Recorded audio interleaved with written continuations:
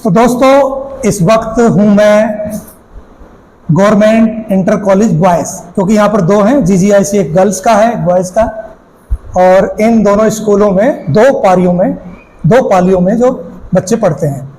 तो अब हम सेकंड पाली में हैं, इस वक्त जो सेकंड पाली चल रही है, और बॉयज़ वाले में है। सर्वप्रथम मैं नीचे प्रिंसिपल जी को ढूंढ रहा था कि उनसे मुलाकात हो, वो नहीं मिले। फिर मिले वाइस प्रिंसिपल जी, उनका नाम था श्री राकेश कुमार जी। अब उन्होंने कहा कि यार बहुत काम तो अच्छा कर रहे हो तुम, लेकिन उनको थोड़ी सी कंफ्यूजन थी कि स्कूल का टाइम वो हो रहा था, दूसरी शुरू हो रही थी। लेकिन फिर भी उन्होंने इनसे अमित शर्मा जी को बोला कि इनका ये काम कराइए, और अमित शर्मा जी ने जा रहे थे घर और अपने 2-2.5 घंटे हमारे इस काम में दे दिए, अतिरिक्त समय दे दिया। जो कि याद रखने वाली बात है कि सरकारी लोग, मैं बोलता रहता हूँ, बहुत कम अपना 1 मिनट भी देते हैं, लेकिन दिया है तो इनका ये हमारे लिए एक जागरूकता के जो काम कर रहे हैं उसमें एनर्जी का काम करेगा। तो मेरा तो परिचय आप जानते हैं, आप अपना परिचय दें। मैं अमित कुमार शर्मा, यहाँ पे सहायक अध्यापक राजकीय इंटर कॉलेज बिजनौर में हूँ, विज्ञान का शिक्षक हूँ। और आज श्री ओमपाल जी के साथ में एक यादगार मुलाकात हुई विद्यालय में, और हमारे बीच के जो बच्चे हैं, हमारे जो स्कूल के छात्र हैं, उनके बीच में इंटरेक्शन हुआ ओमपाल जी का। पर्यावरण के बचाव के लिए, पर्यावरण की सुरक्षा के लिए ओमपाल जी ने जो अपना एक एनर्जेटिक भाषण उनके बीच में दिया और उनको एक प्रभावी इंटरेक्शन में दिया, उससे बच्चे वास्तव में बहुत प्रभावित हैं। और मैं तहे दिल से उनका शुक्रिया अदा करता हूँ, और आशा करता हूँ कि हमारे बच्चे, हमारे छात्र भी उनकी इस मुहिम का हिस्सा बनेंगे, और आगे उनकी इस मुहिम में राजकीय इंटर कॉलेज का नाम भी। आपका परिचय सर? मैं सचिन कुमार भारद्वाज, यहाँ पर असिस्टेंट टीचर हूँ राजकीय इंटर कॉलेज बिजनौर में, GIC बिजनौर। और आज जैसे कि श्री ओमपाल जी ने बताया और श्री अमित शर्मा जी ने बताया कि आज भाई श्री ओमपाल जी यहाँ हमारे राजकीय इंटर कॉलेज बिजनौर में मध्य दिवस में हमारे यहाँ पर पधारे। तो मध्य दिवस के उपरांत सेकंड पाली में ही आपको समय मिला, लेकिन आज आपने बच्चों से इतनी अच्छी तरह से इंटरेक्शन की, बच्चे बहुत प्रभावित हुए हैं।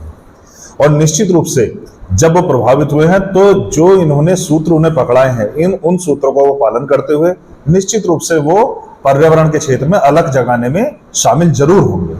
बहुत बहुत साधुवाद है श्री ओमपाल जी को और इनकी फाउंडेशन मेरी कोशिश।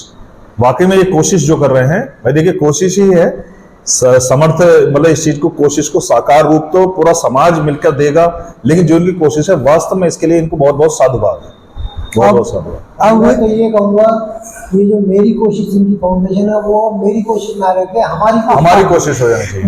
मैं भी इनको टोकना चाहता हूँ। मैं जो अभी बोल रहा था, मैं ये बोल रहा था तो इस पे एक बात आई है।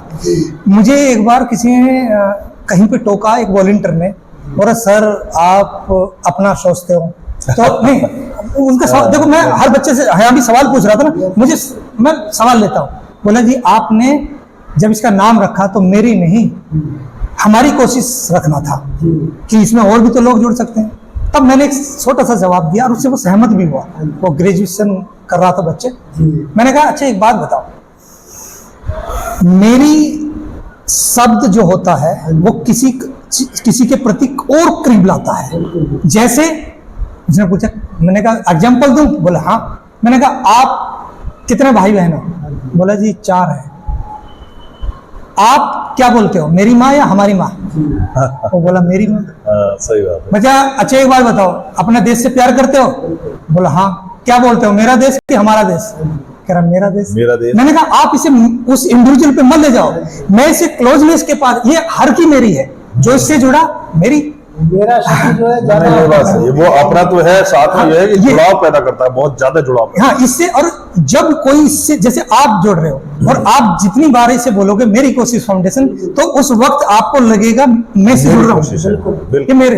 तो ये सवाल आया था और ये मुझे तीसरी बार मैंने इसका जवाब दिया। बहुत अच्छा, ये मनोवैज्ञानिक एक तथ्य, मतलब मनोवैज्ञानिक चीज इसमें छुपी हुई है, बहुत।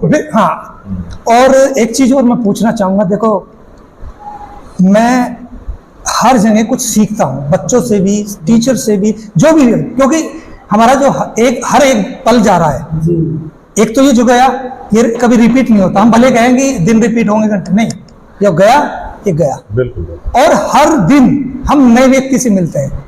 आज जो आप हैं वो कल नहीं रहेंगे। आप कहोगे नहीं तो ठीक है, आप अपना लैब रिपोर्ट में स्किन का टेस्ट कराना। हर रोज ही हमारी स्किन चेंज होती है, हर रोज हमारे थॉट प्रोसीजर बदलते हैं। हम व्यक्ति वही हैं, जो आप बचपन में थे वो अब है ही नहीं, और जो अब आप हैं, एक व्यक्ति कितनी बार उसका प्रारूप बदलता है वो बदल। तो मैं ये जानना चाहता हूं कि हमारे जो इस दुनिया में पहले हम देश की बात कर रहे हैं, जब ये आपदाओं के बारे में सोचते हैं या सुनते हैं, क्रोध आता है सबको, लेकिन कितनी देर का क्रोध रहता है? वो एक क्षणिक क्रोध रहता है वास्तव में गोपाल जी। हाँ, लेकिन अगर इसकी जड़ में जाया जाए, इसकी तह में जाया जाए, तो प्रकृति से हर व्यक्ति आजकल खिलवाड़ कर रहा है। जब नदियों की ज़मीन में, रौखड़ की ज़मीन में हम मकान बनाएंगे तो नदी तो रोड रूप रख के अपना रास्ता लेगी ही एक दिन। अपना हिस्सा। अगर भाई कोई भी है अपना हिस्सा कैसे नहीं छोड़ता, तो प्रकृति अपना हिस्सा कैसे छोड़ देगी? तो यही कारण है इन आपदाओं का। यदि प्राकृतिक स्रोत है, प्राकृतिक झरने हैं, प्राकृतिक नदियाँ हैं, इनका स्थान छोड़ के, इनके मार्ग को छोड़ के व्यक्ति मकान बनाएगा तो सुंदरता भी आएगी प्रकृति को देखने के लिए, है ना, और प्राकृतिक सौंदर्य भी बना रहेगा और हमारा जो अस्तित्व है वो भी बना रहेगा। एक सवाल आपसे भी जानना चाहता हूँ। जरूर जरूर। काफी समय आप सार्वजनिक जीवन में हैं, जब शिक्षक होते हैं तो सार्वजनिक जीवन में आ जाते हैं। शिक्षक का जीवन सार्वजनिक जीवन है। और जो शिक्षक है उसके सामने जब तक उनका कार्यकाल चल रहा होता है, जब तक वो रिटायर होते हैं, अनगिनत व्यक्तित्व गुजरते हैं। अनगिनत क्योंकि हर प्रकार का स्टूडेंट आपके सामने से होके गुजरा है। शिक्षक को अपनी इमेज, अपने आप को सेफ रखना, क्योंकि हम किसी, वो कहते हैं संक्रमण में ना जाए, जैसे हम उनकी बातों में ना, मतलब गलत की संगत में आके गलत ना जाए। लेकिन शिक्षक क्या होता है, जैसे चंदन का पेड़ है, उस पर सर्प तो लिपटे रहते हैं, लिपटे रहते हैं, वो जो उसकी तासीर है वो नहीं छोड़ता। शिक्षक के पास भी लोग कहते हैं कि यार फला के साथ में मत बैठा कर, बिगड़ जाएगा, ऐसा होता है, मैं बोलते हैं ना। बिल्कुल बिल्कुल। एक शिक्षक है, उसे मालूम है मैं बुरे से बुरे व्यक्ति बच्चे को पढ़ाऊंगा, अच्छे से अच्छे, फिर भी वो अपनी इमेज को वहीं पे केंद्रित रखता है। बिल्कुल बिल्कुल। इससे आप सहमत हैं? और अगर इस पे कुछ अपना कोई अनुभव बताना चाहें कि कोई ऐसा भी मिला मुझे बच्चा की जो बिल्कुल लग रहा था कि यार कहाँ ये तो है ही नहीं पढ़ने लायक, मतलब ऐसे कुछ अनुभव आए हों आपके पास? नहीं, जीवन में देखिए अनगिनत अनुभव हैं इस तरह के। तो उसमें ये है कि देखिए हमारे सामने, जैसे आपने सबसे अच्छी बात तो यह है, आपने शब्द बहुत अच्छा लिया कि व्यक्ति नहीं, हमारे सामने व्यक्तित्व गुजरते हैं। हाँ। वास्तव में न जाने कितने प्रकार के व्यक्तित्व गुजरते हैं। कि बच्चा तो ऐसा है कि जब वो 10th में जब वो आया तो उसने मुझे इतना परेशान कर दिया, मुझे एज ए क्लास टीचर बताऊं, इतना परेशान कर दिया कि मतलब मेरे मुंह से ना चाहते हुए ये निकल गए, तू फेल होगा, पास होकर दिखाइए तो। और मैं जिस दिन तो पास हो गया, तो मैंने समझ लिया, मैं, बच्चे तो खुद हमें लाके लड्डू खिलाते हैं, मैं तो ये लड्डू खिलाऊंगा। तो हंसने लगा कि सर मैं पास तो होऊंगा ही, और सर ये समझ लो मैं पास होऊंगा 80% के करीब से। तो मैंने कहा कि हो नहीं, तो मैंने 80% तो बहुत बड़ी बात है, मैं कहूँ पहली बात तो पास हो जाओ, पास हो जाते तो इतने 60 या 65% आया, बहुत बड़ी बात है। और आप विश्वास करें, वास्तव में वो बच्चा 10th में पास हुआ और उसके मोर देन 80% नंबर आए, और वो मुस्कुराता हुआ आया, पैर छुए, भाई संस्कार है, अच्छी बात है, पैर छुए, पैर छूकर सबके सामने कहा सर मैं पास हो गया, ये मेरा रिजल्ट कार्ड है, मार्कशीट है, और मुस्कुराता रहा। बस मैं समझ गया। तो मैंने मैंने कहा एक काम करो, ले भाई मैंने पैसे निकाले, जैसे मैंने ले भाई लड्डू लेकर, तो खैर बेचारा वो लाया नहीं, लेकिन भाई मैंने उससे कहा, मैंने कहा मैं खिलाऊंगा जरूर। तो फिर मैंने दूसरे बच्चों को दिए और मैंने कहा जा बेटे लिखा, तो वो लड्डू लाया, और आप विश्वास करो मैंने अपने हाथ से खिलाया। लेकिन मैंने यही कहा, और मैं आपसे भी कह रहा, सभी कह रहा, इतनी खुशी हुई मुझे कि शायद मेरे उस कमेंट करने से या जैसे भी, मतलब मुझे ऐसा लगा कि जैसे कहते हैं ना कि सबसे बड़ी खुशी उसी को होती है जब एक पुत्र जीतता है। चाहे पिता, या पिता को हार में मजा जब ही आता है कि जब वो अपने पुत्र से हारे, सबसे ज्यादा वो गौरवान्वित जब महसूस करे। इसी प्रकार से मैंने उस समय गौरवान्वित महसूस किया जब वो मोर देन 80% मुझे बड़ा गौरव। हल्का सा डिस्टर्ब करो। हाँ जी। उसमें एक चीज और भी जुड़ी हुई है जो आपने पिता पुत्र वाली बोली ना। हाँ जी, हाँ जी। शिक्षक हमेशा चाहता है कि मेरा पढ़ाया हुआ मुझसे ऊपर जाए। बिल्कुल। तो भाई मुझे बहुत खुशी हुई वास्तव में, और मैंने खैर उसे आशीर्वाद भी दिया, आज भी हृदय से आशीर्वाद देता हूँ। उसने दिल से लक्ष्य हाँ, और वो बच्चा फिर मेडिकल में मतलब सेलेक्ट हुआ। हाँ, कोई ऐसा आइडिया आप यहाँ पे रहते हो इन स्टूडेंट के जो इनको क्लिक कर जाए, अगर मैं इन्वायरमेंट से उस चीज को जोड़ दूं और इनमें कुछ ऐसा कंपटीशन की भावना आ जाए, कुछ ऐसा आइडियाज हो तो। एडिसन ने जब बल्ब बनाया तो कितनी बार फेल हुआ? 100 बार नहीं, करीबन 10,000 के आसपास, 9,999। सोचो, इतने बार फेल होने के बाद भी उसने कहा मैं बनाऊंगा। और जब पास हुआ और पत्रकारों ने पूछा कि माइक लगा के कि आप इतनी बार फेल हुए, बोला मेरे तुम्हें पता ही नहीं, मैंने 9,999 तरीके पता लगाए जिनसे बल्ब बन ही नहीं सकता। बस सही है। मैंने बनाए वो तरीके ढूंढे और तरीके। एक तरीका ऐसा था जिससे बन सकता। उसने कहते ना पॉजिटिव जवाब दिया, उसने निराशा नहीं होने। तो आप जो कह रहे हैं ना, आइडियाज शुरू में सबको अटपटे लगते हैं, आपके दिमाग में जो भी अच्छा लग रहा है वो बताइए। सर, ये जो आपका आइडिया था किताबें बांटने का, वैसे भी बहुत अच्छा आइडिया था, क्योंकि पुस्तकें मनुष्य का सच्चा हितैषी होती है, सच्चा मित्र होती है। लेकिन पिछले कुछ वर्षों से जब से मोबाइल हमारी जिंदगी में आया है, इसने सब कुछ तहस नहस कर दिया। बिल्कुल।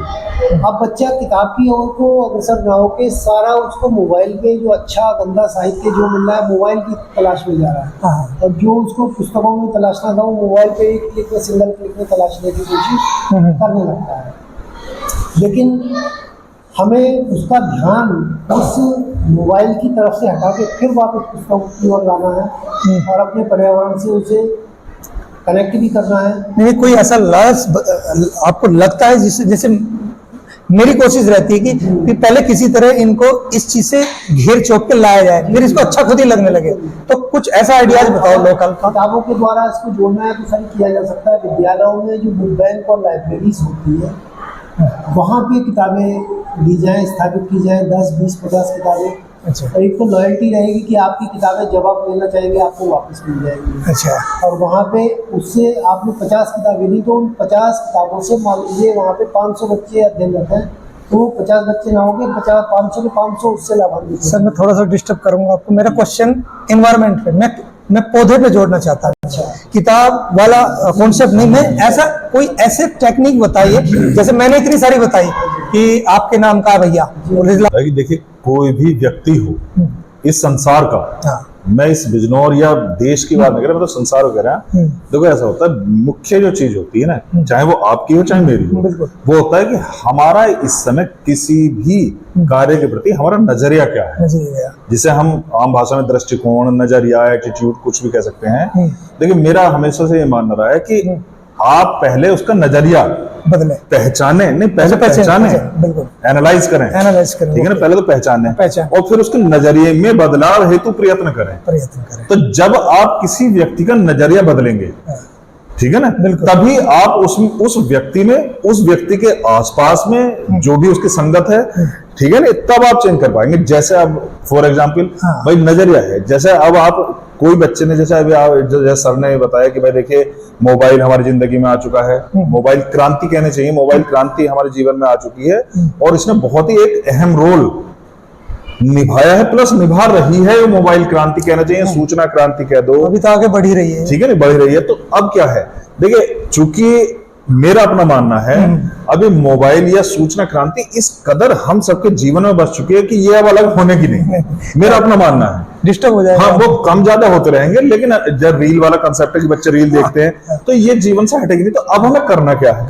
करना हमें ये है कि कोशिश करें कि इसी सोशल मीडिया प्लेटफॉर्म्स के द्वारा, रील के द्वारा ही हम उन बच्चों को, उन बड़ों को जागरूक करें जो रील देखते हैं, ठीक है नहीं।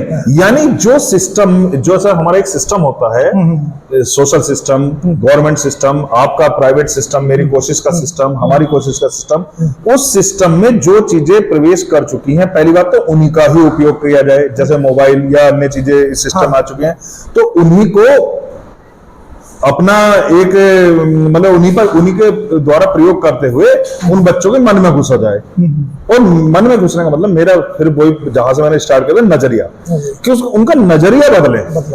यानी बच्चों का नजर, अब जैसे आप ये आज यहाँ पर आए GIC बिजनौर में, बच्चों की आपने कॉन्फ्रेंस अटेंड करी, उनको समझाया, तो मेरा मानना है अगर आपसे 100 बच्चों ने आज दीक्षा ली है तो निश्चित सी बात है 100 के 100 तो शायद नहीं बने। नहीं वो तो है। लेकिन मैं तो कहूँ 1/10 या और 1/20 कर दो, मतलब 5 या 10 अगर बच्चे भी आपके इस प्रयत्न से थोड़े से भी जागरूक हो गए, और अगर किसी ने, जैसे आपने क्या कहा कि भाई बर्थडे पर अपने लगा लो, अगर किसी बच्चे ने, मैं तो कहूं 2 बच्चों ने भी, 5 बच्चों ने भी अपने जन्मदिन पर इस वर्ष लगा लिया, जैसे ये बात नहीं आपने मोटिवेट किया, अब हम भी करेंगे।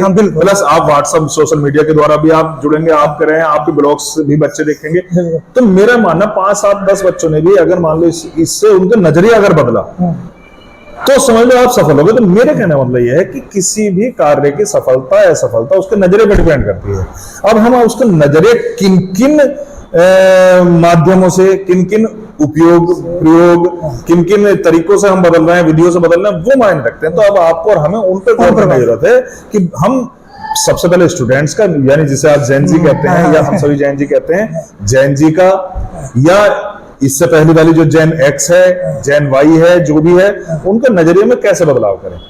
क्योंकि देखो नजरिए को आप एक झटके में नहीं बदल सकते, उसके लिए आपको हमें बार बार ठक करना पड़ेगा। ये वाला ठीक है नहीं? तो ये सर ने बहुत अच्छी एक यूनिक बात बताई, क्योंकि जब हम हर व्यक्ति से मिलेंगे तो सबके दृष्टिकोण अलग अलग होते हैं। बहुत अच्छी कोशिश है आपकी, और सबके जो काम करने का तरीका, जैसे इनकी ये वाली बात कि आपको जो सोशल मीडिया जिसे हम खतरनाक समझ रहे हैं, हम उसको हथियार बना के उसी से प्रयोग कर रहे हैं इन पर, क्योंकि ये इसको छोड़ दो रही नहीं, तो इसी को हथियार बनाए। तो ये इनकी बात मैं आज एक पॉजिटिव नोट पे सीख के, क्योंकि मैं हमेशा बोलता हूं कि मैं जहां भी जाता हूं सीखने की एक ललक रहती कि मैं सीख के जाऊंगा। मैं दिल्ली से जब निकला, ये नहीं कि मैं कुछ किसी को सिखाने जा रहा हूँ, बहुत कुछ सीखने को मिलेगा मुझे, बच्चों से भी मिलेगा।